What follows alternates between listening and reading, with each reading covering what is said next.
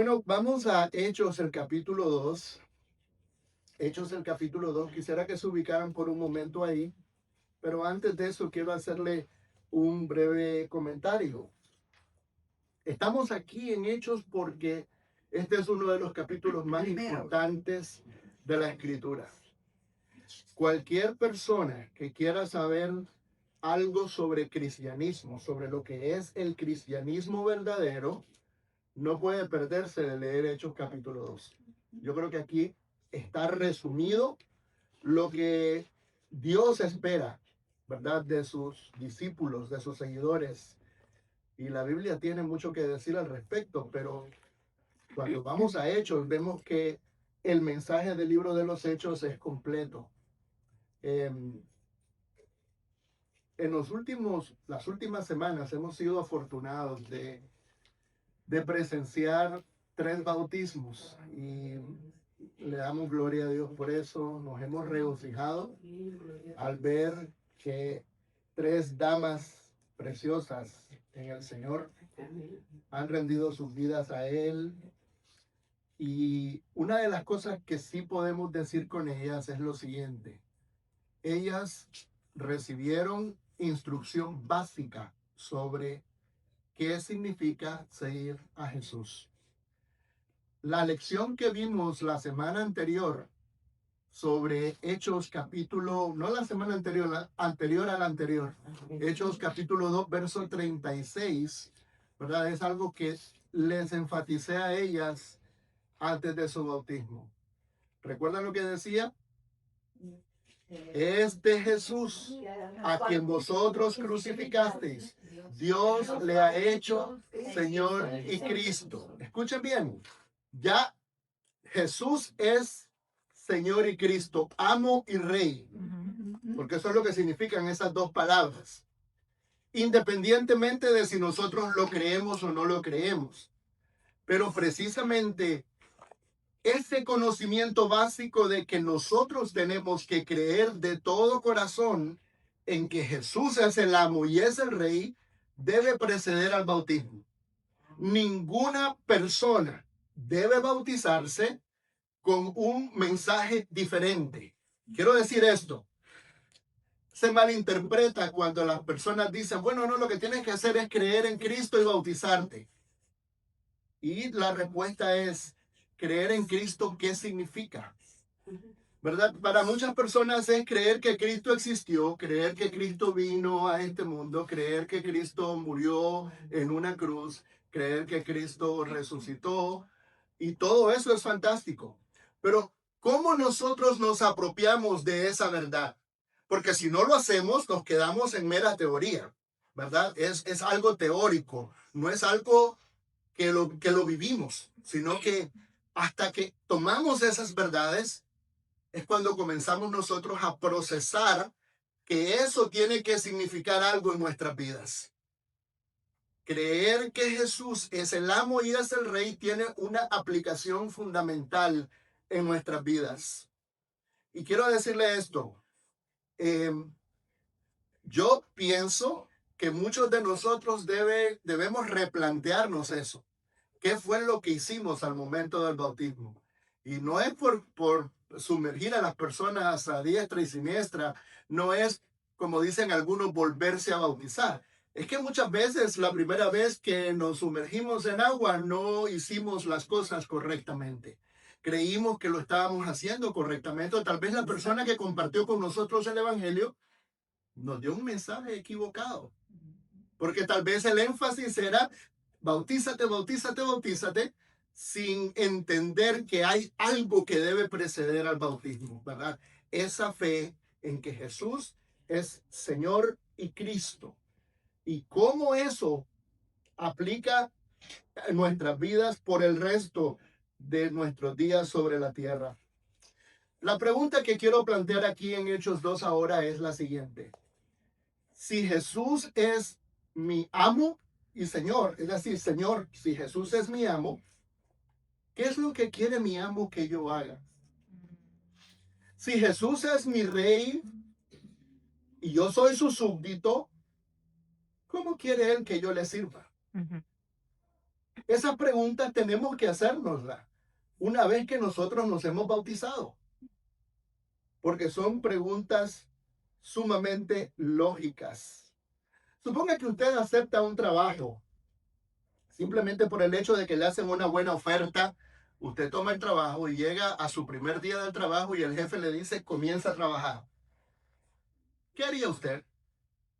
¿Busca qué hacer? ¿O interpreta usted qué cosa es lo que el jefe quiere? ¿O usted hace la pregunta clave de cuál es mi descripción de trabajo? ¿Qué es lo que se espera de mí?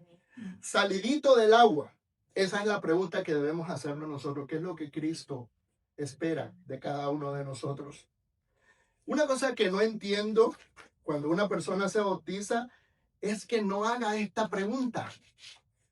Que se bautice y bueno, seguimos ahí a la buena de Dios. Creemos que simplemente ponchando el reloj una vez a la semana, pues ya resolvimos el problema, porque el cristianismo lo igualamos con la reunión del domingo. Pero hay más que eso y lo vamos a ver en un momento. En Hechos capítulo 2 se nos dice que en el día de Pentecostés se bautizaron como 3,000 personas, como 3,000 personas. De un grupo que probablemente era aproximadamente 120 personas, se añadieron de un solo 3,000 personas. Yo no sé qué haríamos nosotros si de repente se bautizan 3,000 personas a la misma vez. Recuerden ustedes esto. Estas personas en su mayoría vinieron de otras partes del mundo a celebrar el día de Pentecostés. Salieron de sus países y fueron hasta Jerusalén para celebrar esa fiesta judía, como era de esperarse, ¿verdad? De todos los varones judíos. Pero ahora se habían encontrado con que les habían predicado a Jesús, el rey y el amo. Lo recibieron en su corazón, fueron bautizados y la escritura nos dice que de repente la iglesia se vio con 3,000 personas más que habían sido añadidas. La pregunta es la siguiente: ¿qué iban a hacer estos cristianos ahora? Después de haber recibido al Señor en bautismo, ¿qué iban a hacer? ¿Iban a regresar a sus países inmediatamente, como lo habían planificado? Porque ese era el plan, ir por un solo día, ¿verdad? Y después de eso regresar para sus países, después de la fiesta de Pentecostés. Pero ¿qué pasa después que se bautizan? ¿Siguen con el plan de regresar a sus países o se quedan ahí? Y la escritura dice que ellos decidieron en su mayoría, por lo menos, quedarse en Jerusalén. ¿Por qué? Porque fíjense, cuando usted hace un plan, dice, ok, yo voy a ir a esta ciudad a celebrar cierta fiesta, pero tengo que regresar, tengo casa, tengo trabajo, tengo obligaciones, etcétera, etcétera, etcétera. Lo más lógico del mundo es que regresaran, pero no lo hicieron. No lo hicieron porque entendieron que necesitaban arraigar en ellos esa fe. Necesitaban aprender acerca de ese amo y ese Señor, cuál era a la voluntad de Él, qué es lo que Él quería para sus vidas, cuál era el plan del Señor para ellos. Porque eso es lo que importaba. Una vez que uno se bautiza, esa es la pregunta que uno debe hacer. Y bueno, decidieron ellos quedarse en Jerusalén. Y dice la escritura que Dios los añadió, ¿verdad?, a el grupo de discípulos que había ahí. Hechos 2 no nos dice qué fue lo que inmediatamente después le dijeron los apóstoles a ellos. No sabemos las palabras exactas, pero lo que podemos deducir es que les dijeron que necesitaban quedarse para ser discipulados en el Señor. Necesitaban quedarse ahí para ser firmemente establecidos en esa fe que ellos habían abrazado. Y observen que simplemente estamos asumiendo porque no sabemos lo que le dijeron con palabras exactas, pero lo deducimos. ¿Saben por qué? Por la reacción de ellos. El texto narra lo que esos nuevos convertidos hicieron. Todavía no proyectamos el 42, Raquel, pero ahora quiero que ustedes lean conmigo en sus Biblias Hechos capítulo 2, versículo 42. Y perseveraban en la doctrina de los apóstoles, en la comunión unos con otros, en el partimiento del pan y en las oraciones. Eso fue lo que ellos hicieron cuando se quedaron en Jerusalén. Ahora, fíjense ustedes, son 4 acciones las que hay aquí. Pero antes de mencionar las 4 acciones, el Señor aquí menciona la actitud que ellos tenían. Porque esto es clave en la interpretación de este texto. Dice que perseveraban. La Nueva Versión Internacional lo traduce como se mantenían firmes. La Biblia, versión La Palabra, lo traduce como se mantenían constantes. La palabra perseveraban viene de una palabra griega que se pronuncia más o menos proskartereo. Una palabra compuesta de 2 partes. La palabra cartereo significa simplemente algo robusto, algo resistente, algo sólido, algo de resistencia. Y la palabra pros significa hacia. Cuando juntamos las 2 palabras, la idea es tener una firme determinación hacia algo. Una buena manera de verlo. Tenían una firme determinación en la doctrina de los apóstoles, en la comunión unos con otros, en el partimiento del pan y en las oraciones. En esas 4 acciones tenían esa firme determinación ellos de hacerlo. Ahora, quiero que vean que en base a la decisión que ellos habían tomado de seguir a su amo y rey, en esa nueva vida que él les ofrecía, ellos tenían una firme determinación para echar raíces y afincarse en su nueva fe.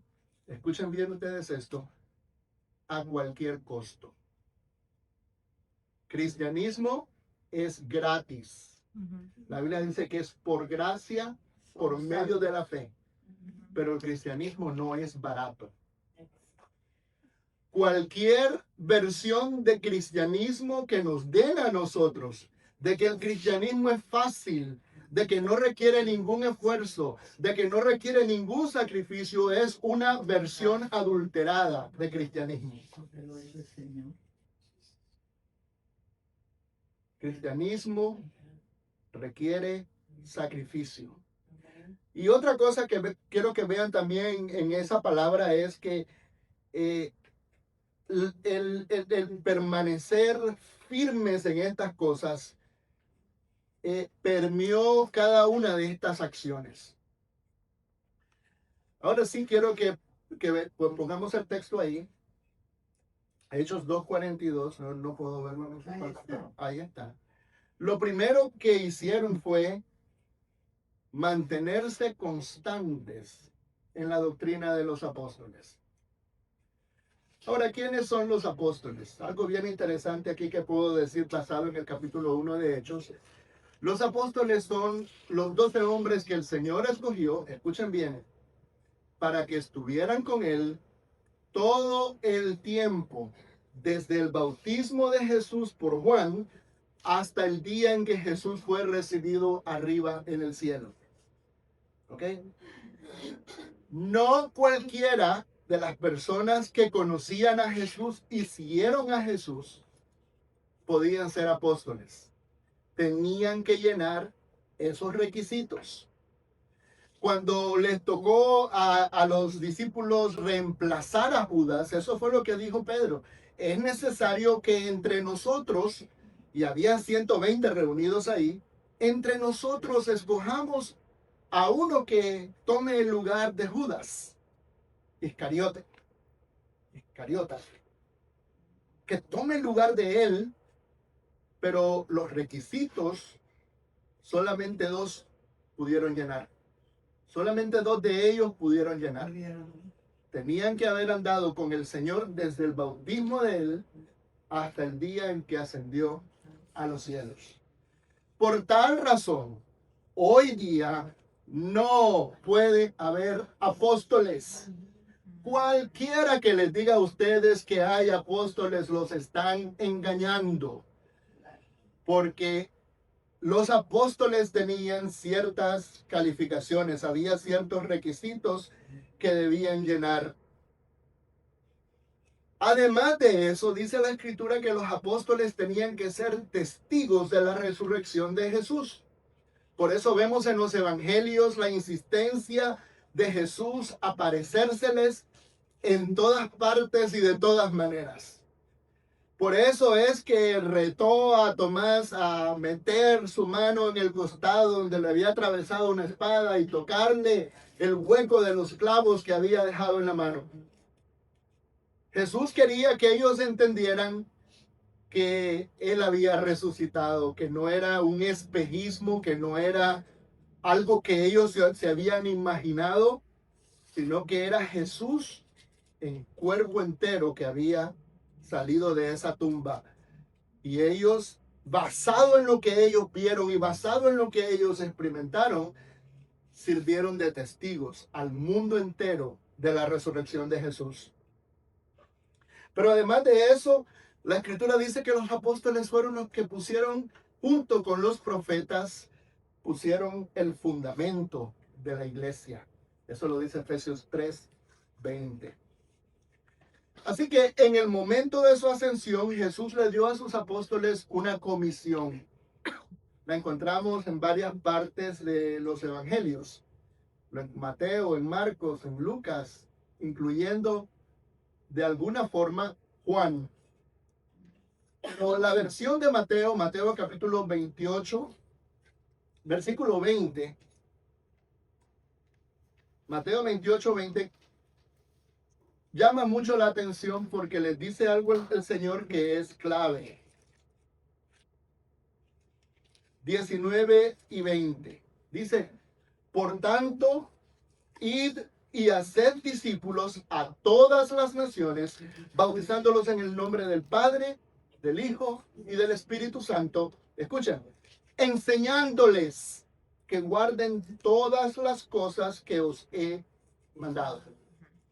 Hacer discípulos consistía de dos partes. Predicarles a ellos el evangelio, que es lo que acabamos de hablar, algo sencillo. Y número dos, enseñarles después del bautismo todo lo que Jesús mandó.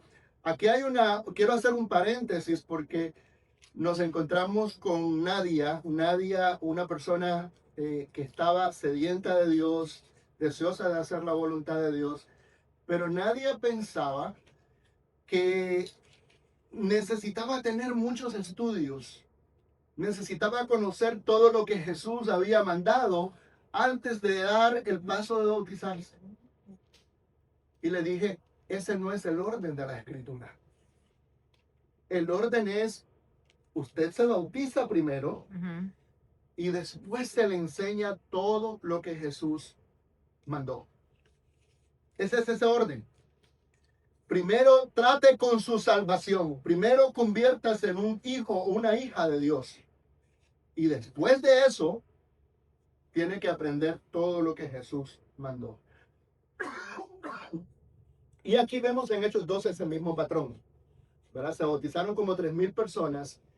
Y después del bautismo lo que hicieron fue aprender la doctrina de los apóstoles.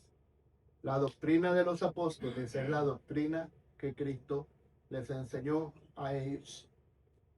En varias partes Jesús le dijo a los apóstoles, en este momento ustedes no pueden llevar lo que yo les he enseñado, todo lo que yo les he enseñado. De hecho, vemos a los apóstoles en los evangelios perdidos completamente en cuanto a la enseñanza de Jesús. Pero dice, cuando venga el Consolador, Él les va a enseñar, Él los va a llevar a ustedes a toda verdad. Y eso fue exactamente lo que ocurrió el día de Pentecostés, cuando vino el Espíritu Santo sobre ellos. Les dio la capacidad de hablar de parte de Dios con inspiración. Pero además de eso, antes de Jesús ascender, se le estuvo apareciendo 40 días a los apóstoles, enseñándoles sobre el reino de Dios. Mucha enseñanza ahí. Esa enseñanza los apóstoles tenían que traspasarlo a la iglesia. Y eso era lo que la iglesia necesitaba en ese momento. Quiero decirles esto. La iglesia que persevera firmemente en la enseñanza de la palabra de Dios es una iglesia fuerte. Es una iglesia saludable. Es una iglesia llena de espiritualidad. No es que automáticamente la palabra de Dios produzca eso en nosotros. Nosotros también tenemos que poner de nuestra parte, de nuestro empeño en aprender y aplicar lo que vamos aprendiendo a nuestras vidas, ¿verdad? Siempre nuestra mente tiene que estar activa cuando hay enseñanza, preguntando qué es lo que el Señor quiere que yo haga.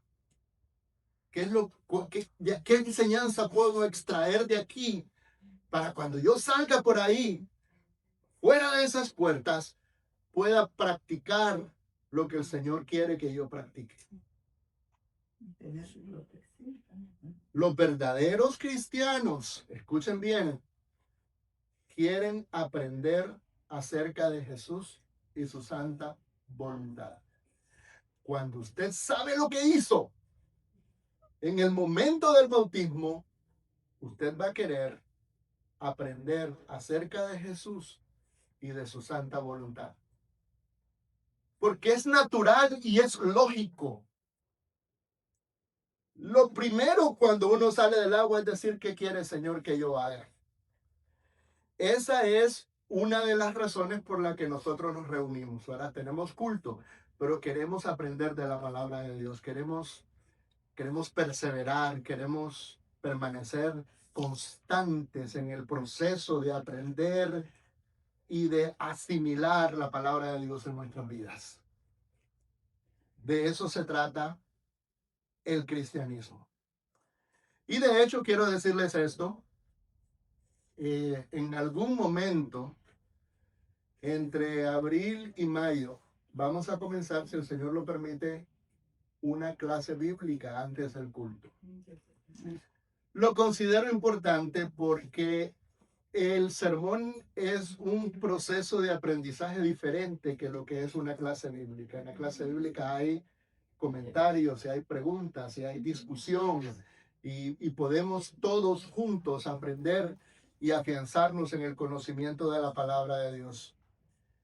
Dice la palabra del Señor que nosotros tenemos que aprender a cómo conducirnos en la casa de Dios, que es la iglesia del Dios viviente, columna y baluarte de la verdad.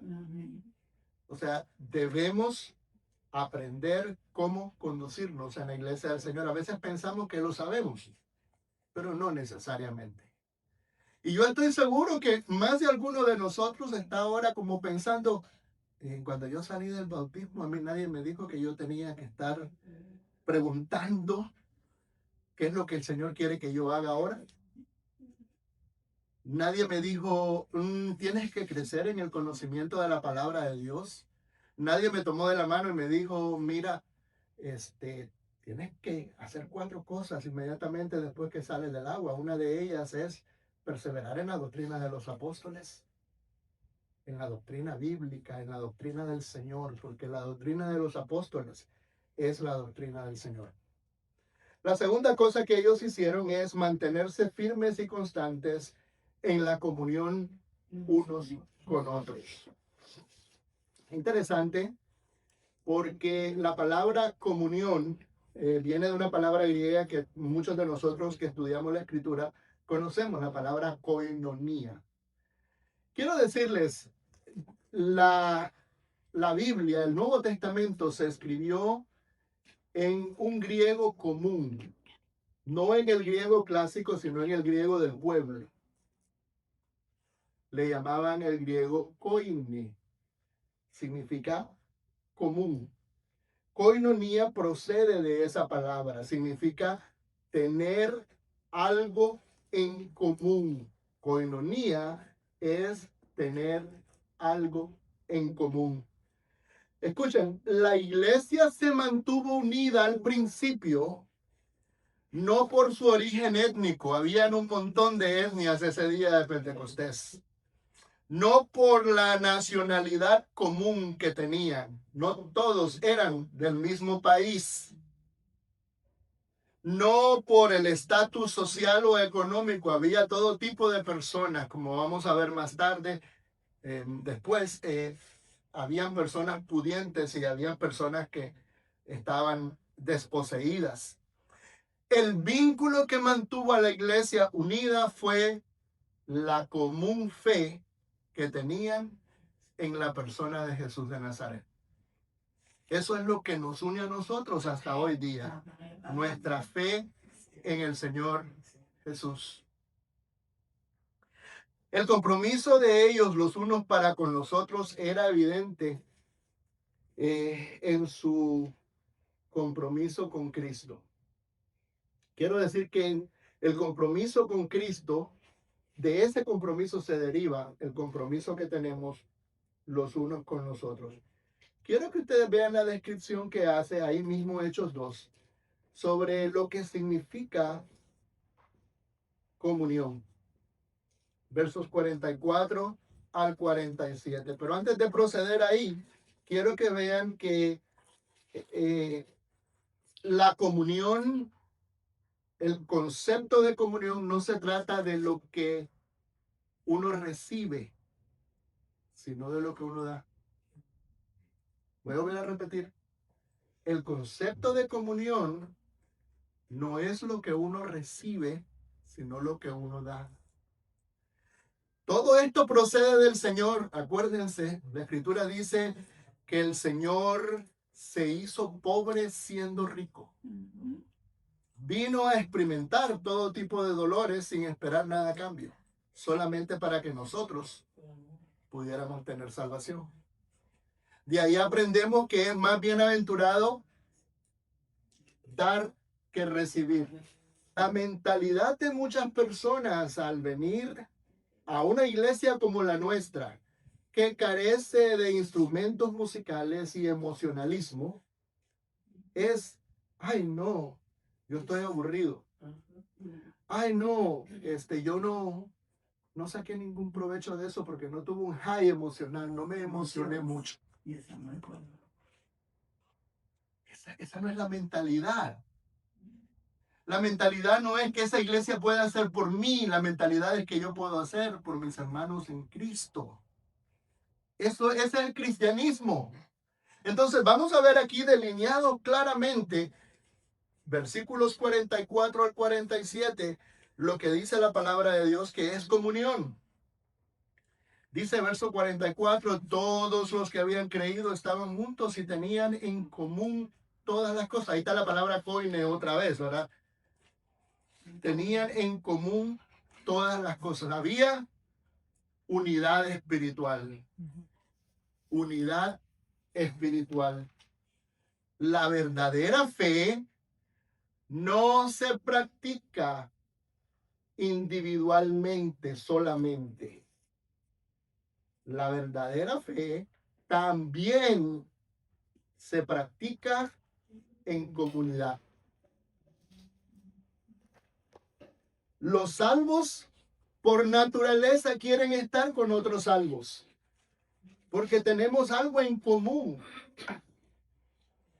Aquí va más que simplemente tener una amistad. Aquí lo que es el fundamento de la comunión es que compartimos la misma fe en el mismo Señor. También tenían cuidado mutuo. La segunda parte del versículo 44 dice que tenían en común todas las cosas y vendían sus propiedades, sus bienes y los repartían a todos según la necesidad de cada uno. ubiquémonos, ¿verdad? Esto es algo que ocurre circunstancialmente, porque como hemos hablado anteriormente, muchas personas no regresaron a sus países, se quedaron ahí. ¿Cómo iban a recibir sustento en Jerusalén? ¿Quién les iba a dar de comer? ¿Quién les iba a dar dónde vivir?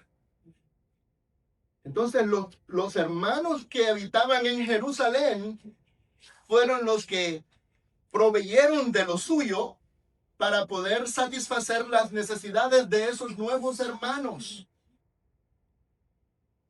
La comunión es generosa.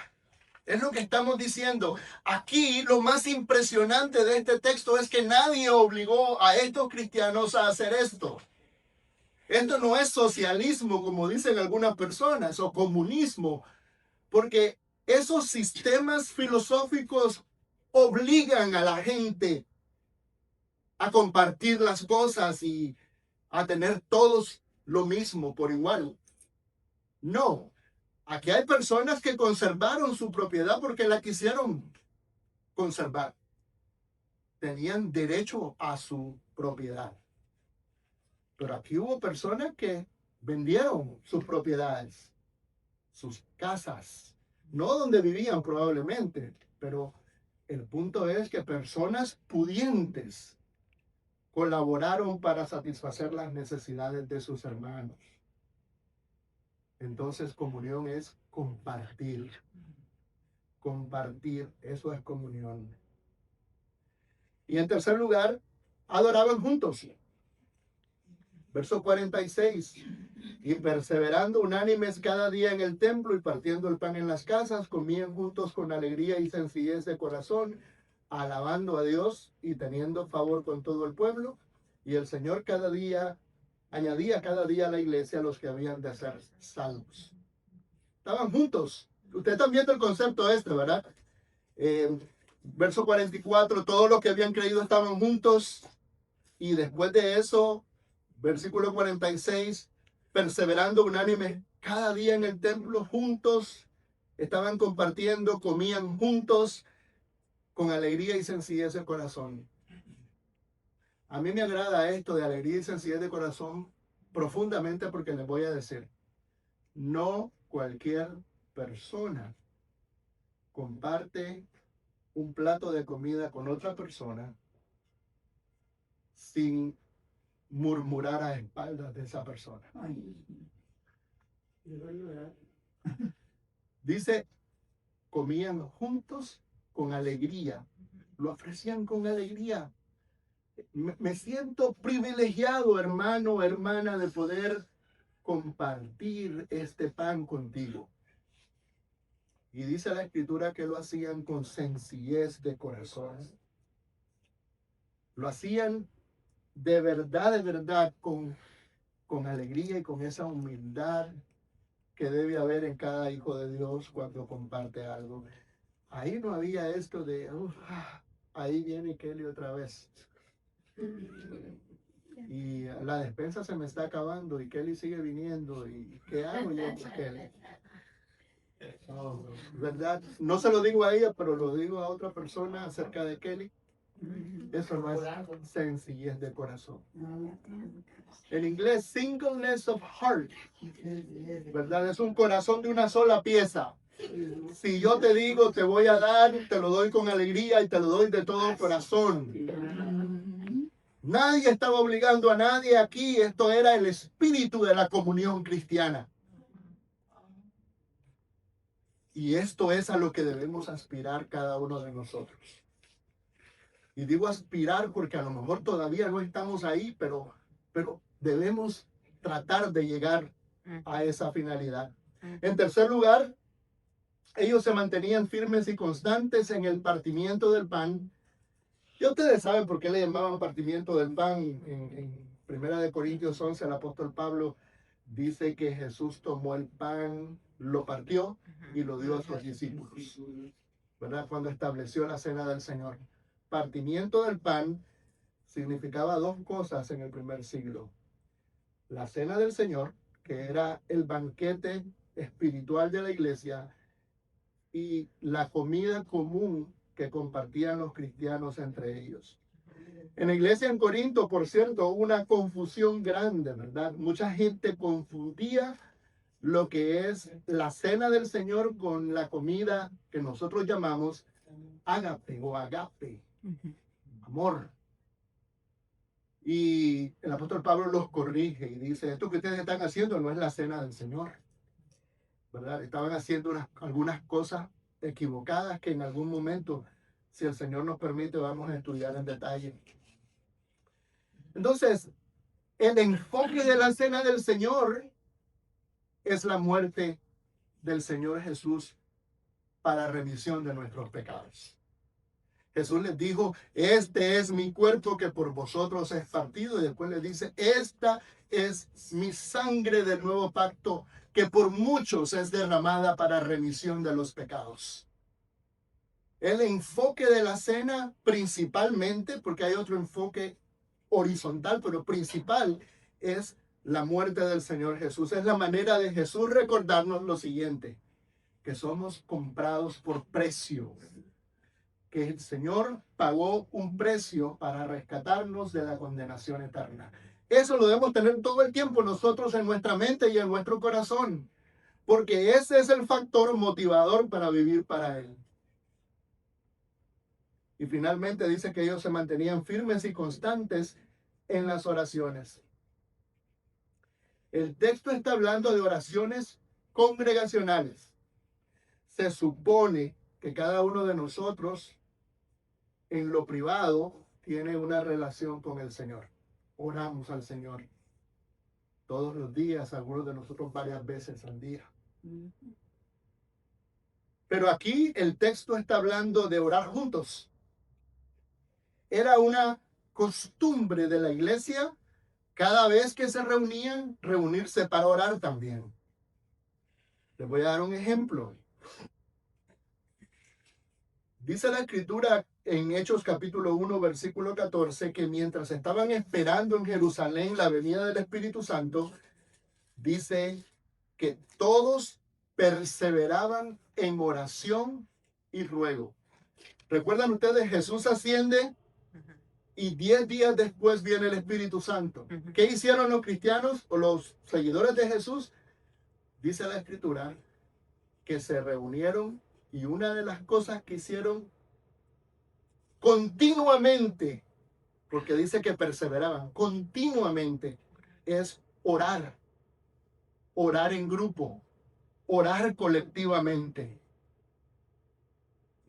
Ahora, cuando los cristianos sintieron la presión de la persecución, les dijeron que si seguían predicando a Jesús se iban a meter a problemas con las autoridades.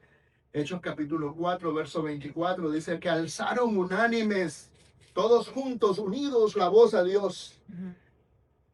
Tenían miedo. Y lo que pidieron fue valor. De nuevo, eso significa valor.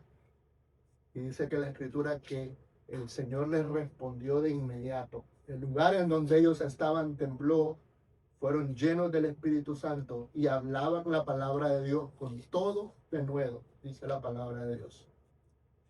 Cuando asesinaron al apóstol Jacobo y echaron en la cárcel a Pedro, dice Lucas que la iglesia hacía sin cesar oración por él. Hechos capítulo 12, versículo 5. Y es interesante entre nosotros en el corto tiempo que tenemos de estar como congregación, que nosotros en determinado momento hemos decidido juntos como congregación ayunar y orar por algunas cosas específicas. Y eso es bueno y debemos hacer más de eso. Porque una iglesia que ora es una iglesia llena de poder. Amén. Y nosotros, creo yo, necesitamos orar por muchas cosas. La principal es, Señor, cámbiame. Esa es la principal. Pero después de eso, Señor, ayúdanos. Ayúdanos a hacer la obra por la que tú nos pusiste aquí en la tierra, porque no nos pusiste en vano. ¿Verdad? Eso es lo que debemos orar.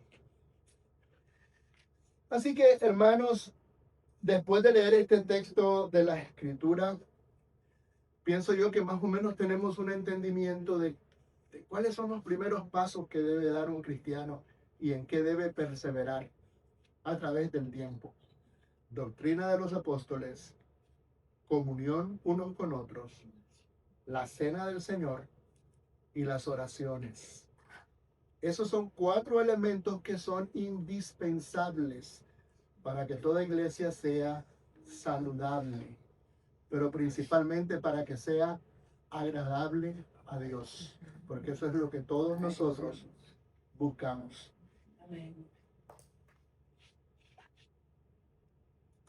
Quiero terminar pidiéndoles un favor. Quiero que cada vez que pensemos en el cristianismo, en qué es cristianismo, pensemos en la descripción que acabamos de ver en este pasaje. Hechos capítulo 2, versículo 42. Desde el 42 hasta el 47 en realidad. Esto es cristianismo. Cualquier otra cosa que les digan a ustedes es una falsificación de cristianismo. Observe que el enfoque aquí es espiritual, no es externo. No es algo que tenemos que demostrarle a otros, es algo que tenemos que vivir de todo corazón, de adentro hacia afuera. Hoy día cualquiera es llamado cristiano, pero el verdadero cristianismo, la evidencia de una vida transformada, está aquí en el texto que acabamos de ver. Que el Señor los bendiga. Amén. Vamos a orar. Amoroso Señor, te damos gracias por tu palabra bendita. Señor, ayúdanos a asimilarla. Ayúdanos a volver a este texto, Señor, en nuestro devocional diario, en nuestra lectura diaria. Leerlo, releerlo y entender, Señor, que tú nos has llamado a ser una comunidad de fe. Que realmente lo que nos une más que cualquier otra cosa es nuestra fe en el Señor Jesucristo. Y que en esta relación que tenemos los unos con los otros, debemos, Señor, tratar de dar lo mejor de nosotros para edificación de nuestros hermanos, para el provecho de ellos. Ayúdanos a tener la mentalidad correcta acerca de la iglesia, a no dejarnos llevar por teorías superficiales, sino por tu palabra bendita. Ayúdanos a practicar estas 4 cosas con igual intensidad, de tal manera, Señor, que te podamos ser agradables y al final tú puedas cumplir en nosotros tu propósito, porque nos pusiste en este mundo con propósito. Que al final también podamos cegar los frutos de nuestra vida en ti, entrando a la vida eterna que tú nos has prometido. A través del poderoso nombre de Jesucristo, nuestro amo y nuestro Rey, te damos las gracias y te pedimos estas cosas. Amén.